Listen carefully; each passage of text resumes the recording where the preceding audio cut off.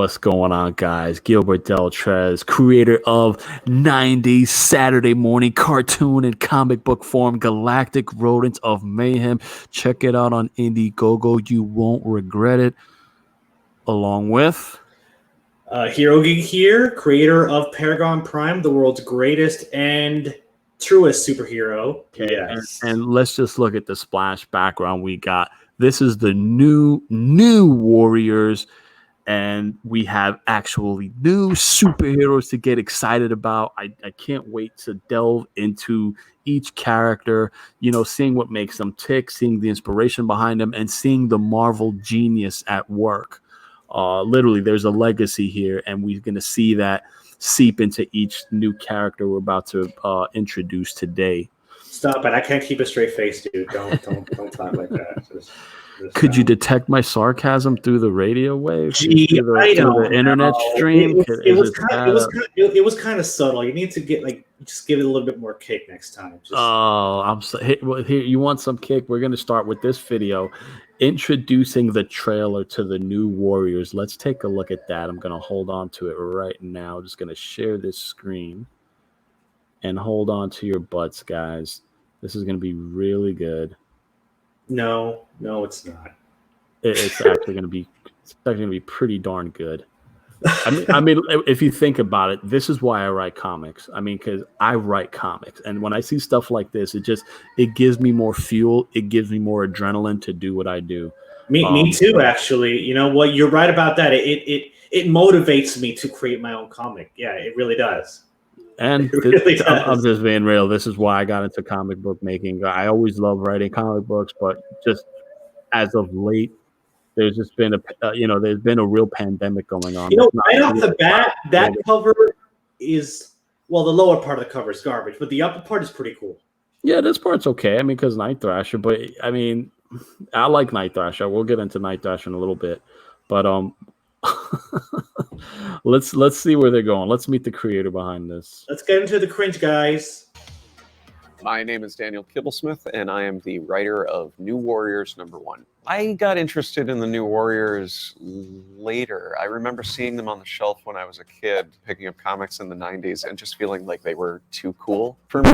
Too cool, right? Okay. I was intimidated by, Night Thrasher who had a blade coming out of his wrist. Nova was really buff. They were all the edgy characters for the 90s. I have something to say about everything that he just said. Too cool. Go into it. They were too cool and intimidating. Really? This is the kind of person that even nerds would make fun of and pick on in high school.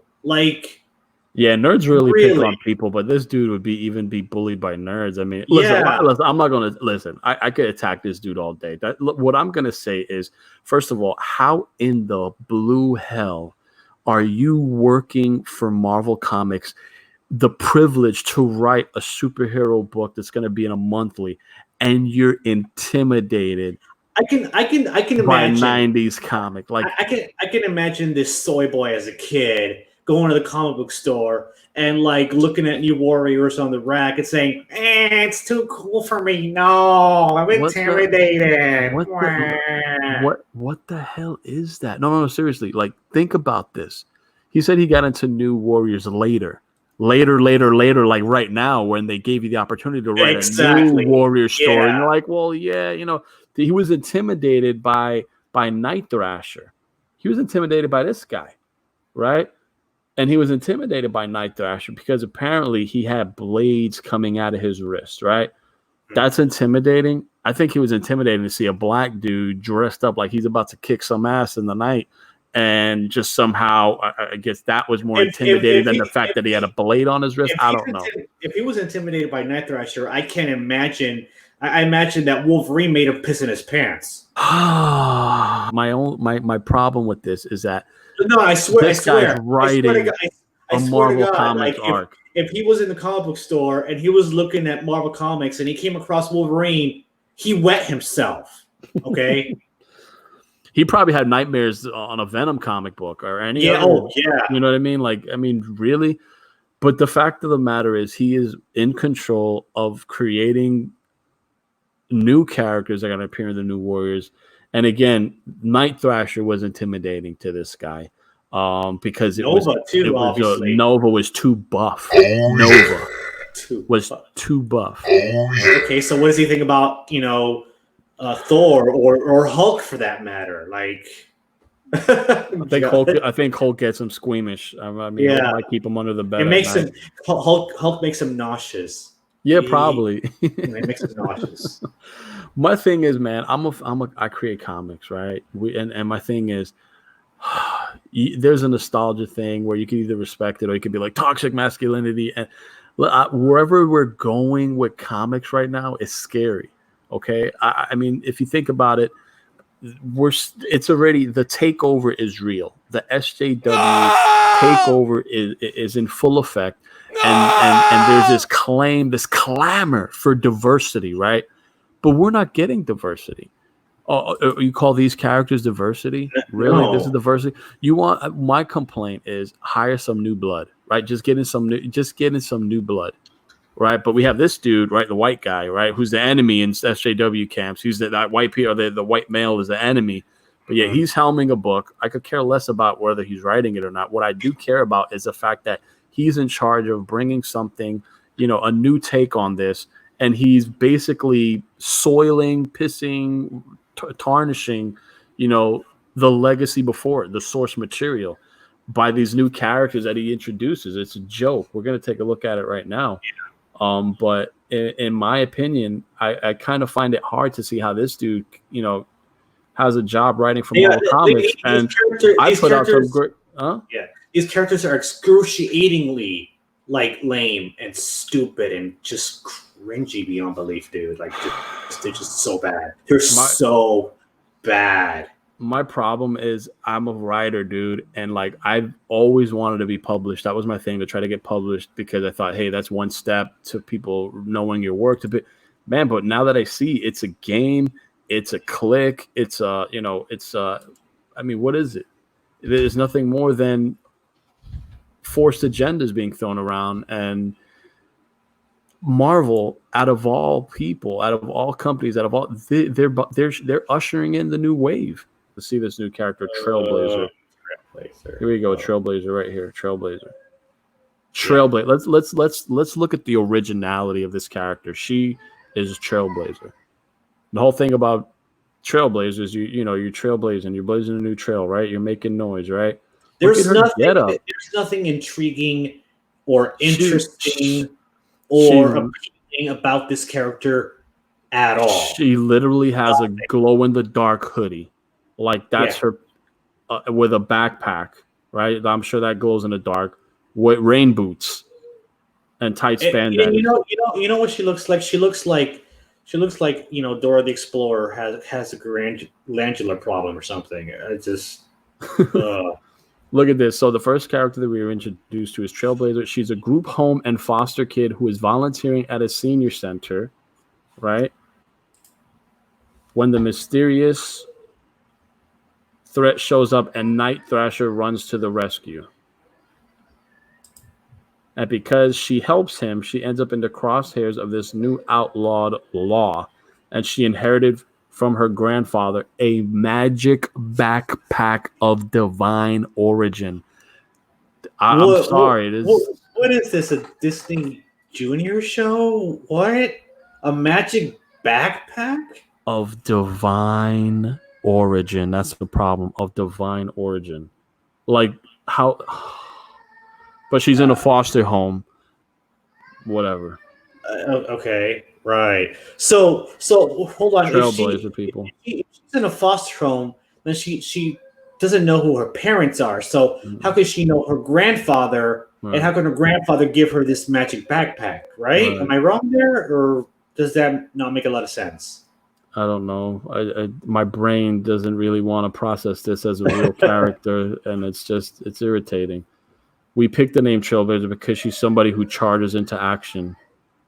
She knows that she can do some good with the mysterious gift. The backpack.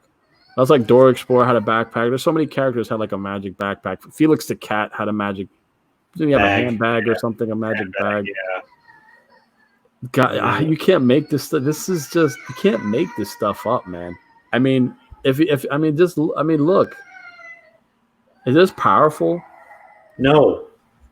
Oh wait, but it's No. diversity. Here we go. And here's the thing, guys. We got the white male, right, creating these characters that we should accept because of diversity. So let's just have an overweight Dora the Explorer with a magic backpack, wearing this neon, glow in the dark hoodie, and let's just glorify and praise this as just amazing, innovative character creation here. I mean, Marvel could do better than this, right? I mean, am I asking? No, not current Marvel. No, they can't do better than this. Yeah, apparently not. Look at the design is bland, even with the freaking neon. Look at the earrings, just square rectangle earrings. I mean, really? The colors are terrible. They're horrible colors. This is it's so bad. I never like to critique other people's work, especially as an artist. I can't draw, so this is a better drawing than what I could do. But I want to say that I could draw a better Trailblazer because it wouldn't be this kind of Trailblazer. It'd be a different kind of Trailblazer. You know, we're not criticizing. It'd be a car Trailblazer, right? Is that a car or a Chevy Trailblazer? I draw a Chevy Trailblazer. That'd be enough. Screen time.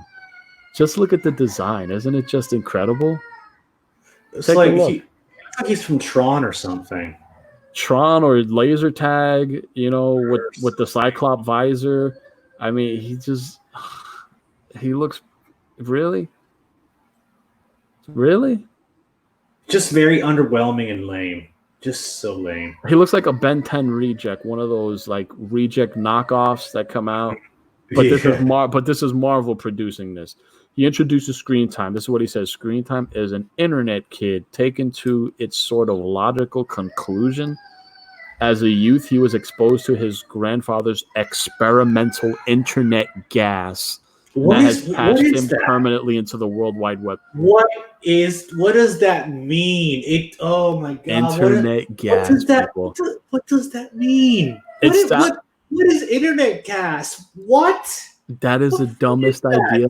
Honestly, I think maybe internet gas could work in like a Silver Age, Bronze Age type story. But internet gas? I mean, but internet gas? What the hell is that?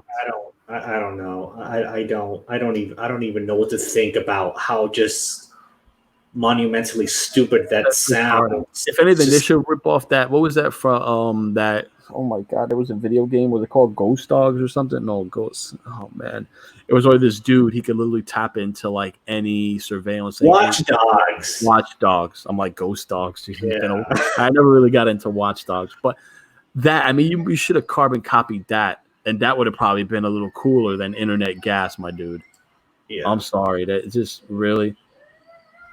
Screen time is only sort of used in restrictive sense, and because we are doing a story about teenage rebels, a lot of the names are about teens fighting against the labels that are put on them. Oh God, I could. This is. By the way, most of the articles that we feature here on Geek Test Duo are from Bounding Into Comics.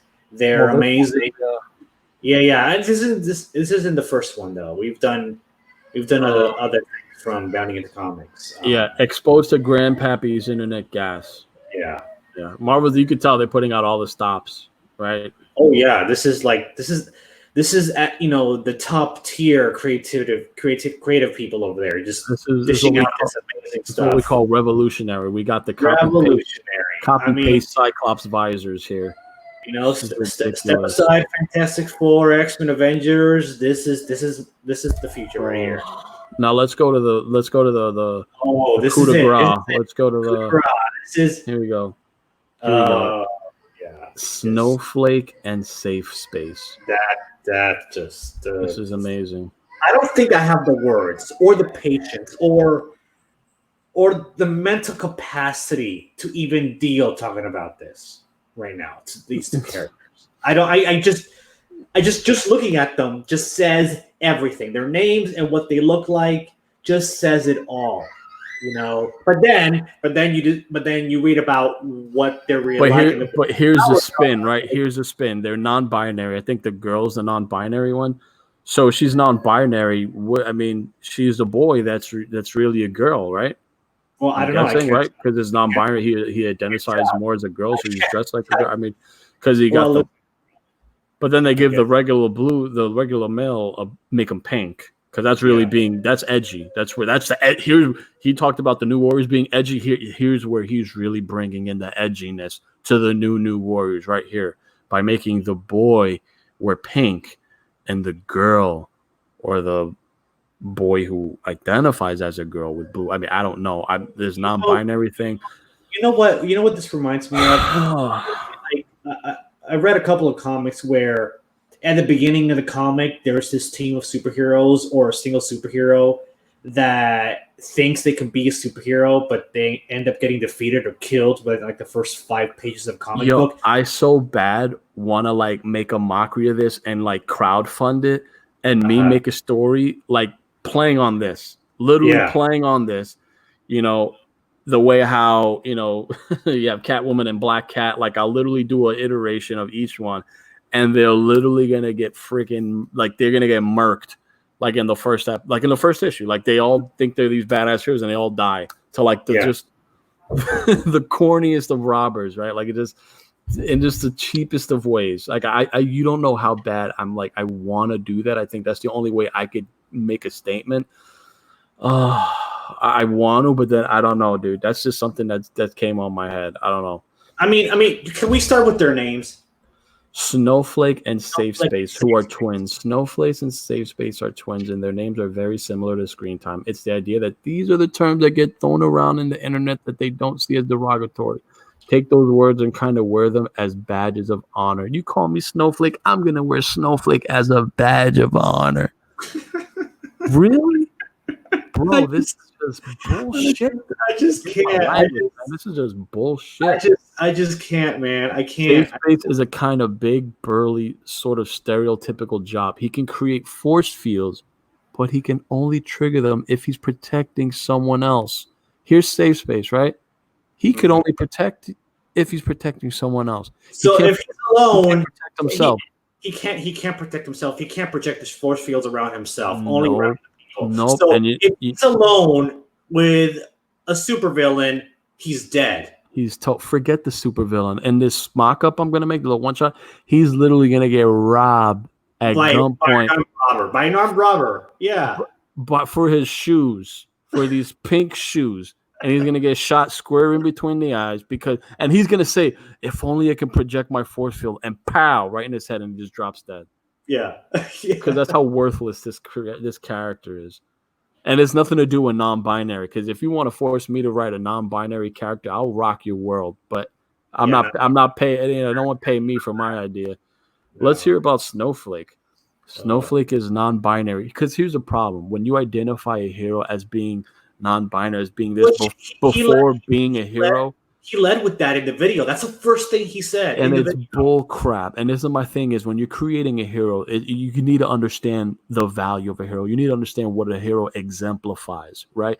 And a hero is all about sacrifice, right? Self-sacrifice, right? For the good of others, for the safety of others, to protect others, right? It's not about I'm non-binary. They're heroes before anything.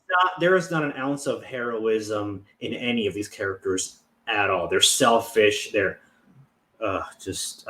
Snowflake is non-binary, goes by they, them. Great.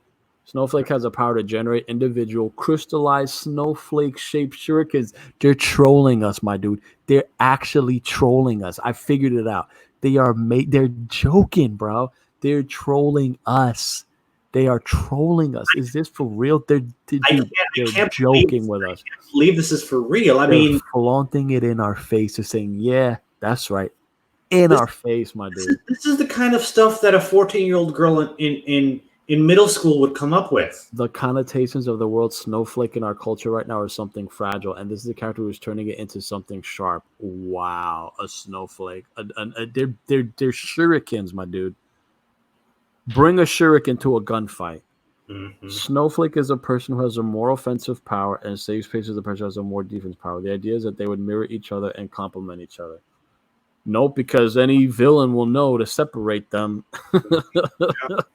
And that'll be pretty easy if all I got to worry about is snowflake shurikens. What are these people going to do against people like Doctor Doom No, or they can't do nothing. It's a joke. They're trolling us, dude. They're trolling us, dude. or Ultron or Here's the last character that I'm just done with right here. oh god. Be negative, right? This is like about the coolest name for like a wannabe vampire if I ever heard one. Be negative. How menacing is that for a vampire? He looks about as menacing as a crimson spray dyed squirrel, dude. He is not threatening at all. He is not. I mean, if I'm a villain, I'd look at this guy, be like, "Where's your freaking pants?" This dude is a joke, dude. Look at this. He's a joke. This is the way they're following up. This is why I make comics, people. This is why I make comics right here. This is my motivation for making Paragon Prime. It really is. He looks like a crap like this. This is what we're getting. This is Marvel now, guys. This is Marvel now. This garbage. This complete. Oh god, I'm taking a page out of my brother-in-law's book, bro. I'm breaking the PC code, bro. This is gay, bro. This is so gay. This is gay. This is what he says about Be Negative. Be Negative is the goth kid. When he was a baby, he got a rogue life-saving blood transfusion. We assume from Michael Morbius. Wow, you're too lazy to even say it was from Michael Morbius. This is what we're getting. He got a rogue blood transfusion. Where in the hell are you going to get a rogue blood transfusion that's going to be actually legit? And if it's not tied to Morbius, wouldn't Morbius like want to do this? Like, would he? I don't know. Would he like just say, "Hey, for kicks, let me just put my blood in there and see if it could turn someone into a vampire"? If his blood could turn anyone into a vampire, can't he create his own army of villains? Yeah. Right? Just create an army of vampires. I think Morbius has kind of always been written kind of an anti-hero, not an actual villain. I don't know. I don't know much about the character, so. I think his name is cool. I mean, but I don't know much about Morbius. But Be Negative is also obviously a pun. It's a blood type, which is great for a vampire character, and it's a proud. Yay! How clever! It's a pun. Yeah, this is really, dude. Be Negative. That's the best you got. This is a joke. Kibblesmith concludes, I want the people who read our New Warriors to feel all the excitement they felt if they read the 90s one. Whoa! Guys, real quick, this is a little shameless self-promotion here. Okay?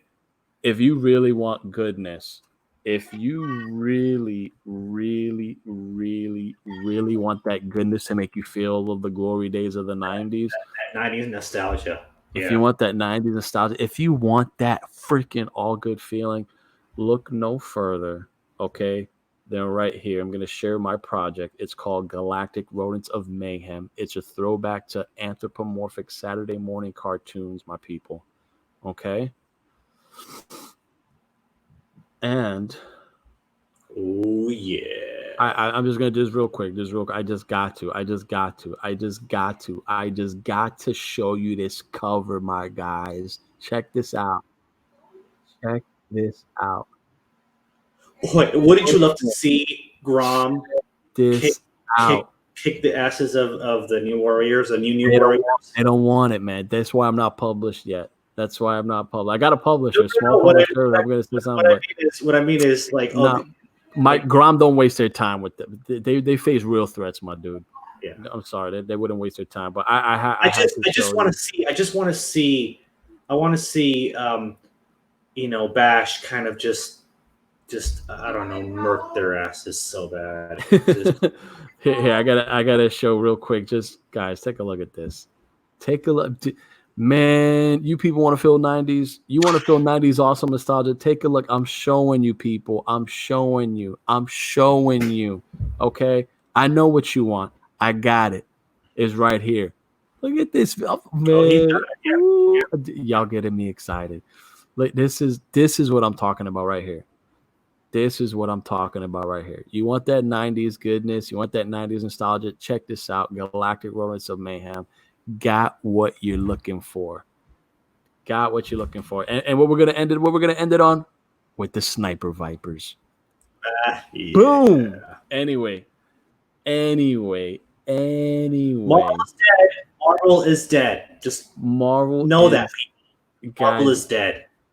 You know what? They're making money, I guess. They're getting this done. Look at What else does he want? We wanted to have big, colorful characters, personality clashes, romance, a diverse cast. You're saying everything, but it's still shit, my dude. Which is something the New Warriors titles have always tried to make a priority. This is propaganda at its finest. How much you want to make it that the twins have a weird, creepy relationship with each other? I don't even want to care. I don't even. I wish I cared. That's the problem. I wish I cared. Look what he said. Look what he's saying right here. Look what he's saying right here. Every New Warriors comic has always felt like a reflection of the year that it came out, and I don't think we are worried about being dated. That's the obvious misdirection here. You're not being dated at all. You're not drawing on any 90s anything. You're obviously showing the time that's coming out, and right now with all this SJW propaganda agendaism, you're showing it right now. We're seeing it. So nice play on words, but it didn't work.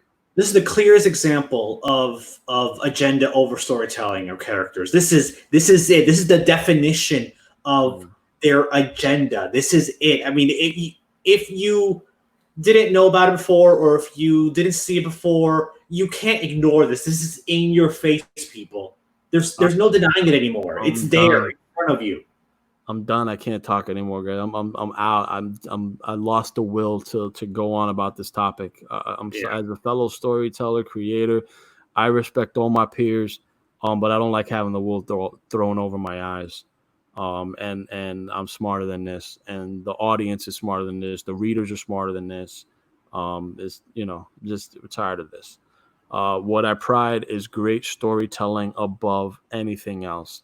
And what I'm seeing here is an excuse to peddle, wares that I'm not interested in.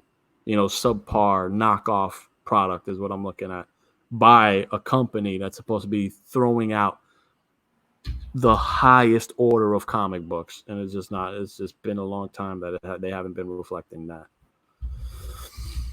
Anyway, guys, this is a geek-tastic duo. If you're watching, let us, what are you thinking? Let us know in the comments below. What are your thoughts on the New Warriors? Are you excited about the direction Marvel's going? Are you looking forward to, supporting this book? What are your thoughts moving forward? Like and subscribe, guys. It helps us grow our channel. I think, once we get to 50 subscribers, we're getting there. Anyway, guys, this is the worst thing ever. Just support indie comics, please, especially indie comics that have backbone and that stand for what we all love to see in comic book shops. Anyway, guys, as always, geek out. Geek out, guys.